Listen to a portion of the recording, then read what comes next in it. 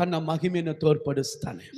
ಯಾವ పనికి రాకుండా మమ్మల్ని ಯಾವ గణనీకి రాకుండా మమ్మల్ని దేవుడు తీసుకొని అతని ಯಾರಿಗೋ ಒಬ್ಬರಿಗೆ ದೇವರು ಹೇಳ್ತಾ ಇದ್ದಾರೆ, ಯಾಕೋಬನಿಗೆ ದೇವರು చెప్తా ఉన్నాడు, 90 మార్క్స్ 80 మార్క్స్ ఎత్తವನ್ನ ಪಾಸ್ ಮಾಡೋದು ಬಹಳ ಸುಲಭ. 80 మార్కులు 90 మార్కులు తీసినవని పాస్ చేసే చాలా ಏನು ಬರದ ವ್ಯಕ್ತಿಯನ್ನ ಪಾಸ್ ಮಾಡೋದೇ ಬಹಳ ಒಳ್ಳೆಯದು. ఏమీ రాకుండా మనిషిని పాస్ చేసేదే చాలా మంచిది. ಅಲ್ಲಿ ದೇವರ ಮಹಿಮೆ ಕಾರ್ಯ ಸಾಧಿಸುತ್ತದೆ. ಅಥವಾ ದೇವನ ಅಲ್ಲಿ ದೇವರ ಮಹಿಮೆ ಹೊರಗೆ ಬರುವಂತದ್ದಾಗಿದೆ. ಅಲ್ಲಿ ದೇವರ ಮಹಿಮೆ ಕೊಂಡಾಡುವಂತದ್ದಾಗಿದೆ. ಅದಕ್ಕೆ ದೇವರು ಹೇಳ್ತಾರೆ, ನೀವೇ ನನ್ನ ಮಹಿಮೆ.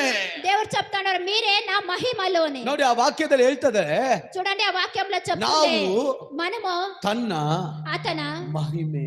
అతన మహిమే. ಈ ಲೋಕದಲ್ಲಿ ಎಲ್ಲವೂ ಕೂಡ ಕರ್ತನನ್ನು ಪ್ರಚಾರ ಪಡಿಸುತ್ತದೆ. ಈ లోకంలో కర్తనని అన్న కూడా ప్రచార ಅದೇ పడుతుంది. ನಾವು ನೀವು ದೇವರ ಮಹಿಮೆಯಾಗಿದ್ದೇವೆ. అయితే మనము మీరు కూడా దేవుನ మహిమేల ఇండము. ಎಲ್ಲರೂ ದೇವರ ಮಹಿಮೆಯನ್ನು ಸಾರ್ತಾರೆ.